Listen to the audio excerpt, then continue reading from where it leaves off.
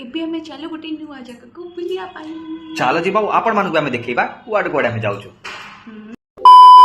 आपण समस्त को शुभ सकाळ और जय जगन्नाथ। सकाल सकाल गरमा गरम चाहा आसिक पहुँच जाइए आम पाखे। आज हूँ लास्ट डे पुरी रे आम पाखापाखि 2 दिन स्टे करूँ पुरी रे, किंतु आज फाइनाली घर को जावाई अच्छी। मु भी रेडी हो मो पतिदेव रेडी होती पानी पैक कर देइछंती रास्ता रे पी की जीवापाईका। चलतु फटाफट से की हैंड ओवर करदबा और एबे जल्दी जल्दी जीवा गोटे नुआ लोकेशन को। जीवा पूर्व आमे समस्त मिसिकी पेट पूजा टिके कर देइथिलु, तापरे बड़ दांडरू टिके भल मंद जिंस समस्त पई किनि देइथिलि। आउ लास्ट थर पई मंदिर पाखकु जाइथिलु, किछि समय पई दर्शन करिकि तापरे बाहरी पड़िथिलु। आगरु तो आमे जेतेबेले भी आसे टंक तोराणी तो मिली जाउथिला, किंतु एबे तो टंक तोराणी मिलिया बहुत कष्ट। किंतु गोटे जगह आमे देखिलु गवर्नमेंट तरफ रे टंक तोराणी बंटा होतला, तो सेठी मन भरिकी आमे पी देलु मागणा जोटा मिलुथिला। तापरे डायरेक्टली आसी भुवनेश्वर धौली रे आमे पहुंची जाइथिलु, किंतु मु कोनोसी प्रकार वीडियो एक्स्ट्रा नै पानथिली, बस खाଇବା पिबार छोटो मोटो वीडियो रखिथिली काइना फुल्ली टायर्ड थिलु आमे।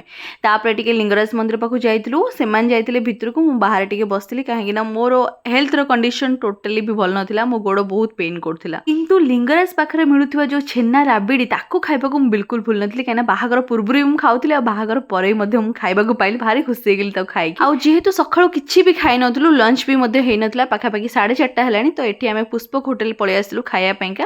एठी जा जा पसंद रो सब जिंस आमे ऑर्डर कर देइथिलु आ मन भर की खाइ देइथिलु। तापरे आमे जाय की पहुंची आइथिलु तारिणी वस्त्रालय रे। मो साना जार मध्ये किछटा साड़ी किनिबार थिला, मोर मध्ये किनिबार नथिला, किंतु गल्ला परे इच्छा हुएनी कि एटा नै जिबे, एटा भल लाउची, तो सेमिति हिसाब रे मु गोटे दिटा 350 वाला कॉटन साड़ी मु मध्ये दिटा किनि देइथिलि। तापरे मध्ये आसी आइथिलु टिके मार्केट बिल्डिंग, मो जाको किछि फैंसी साड़ी मध्ये नबार थिला, किंतु बेसी किछि चॉइस हेलानी। फाइनली गोटे ही हमर चॉइस हैला, ताकू नै कि आस्तिलु। एठी मो भाणीजी पैका मो ड्रेस मध्ये देखुथिली, सेठू किना किनी करिकि मु जाई पहुंची जाइथिली मो घरे, माने भुवनेश्वर घरे मो बो को पाखु देखा करिया पई। जेहेतु मो बोर देह टिके खराब थिला, ता रिपोर्ट टिके भलो आसी नथिला, आ मोर भी देखा करिवार थिला। जेहेतु मु एबे हल्दिया पळेबी, तो भाबिली कि लास्ट मीट करनेबी। ये होछन मो दीदी, ये होछ मो साना भौणी। एबे ता जीजू सहित झगड़ा करिवा लागिची कि आसिलो मते कहिलोनी, एमती किछि छाडंतु। ए साळीबेणीक कथा सब दिन तांगर केंके मेमे लागि रहिथा, एटा होछ तांग पई कॉमन कथा। आ एबे समय हे गेला घर को जिबार। मन तो दुख होउतला, किंतु जीवा पई तो पड़िबो।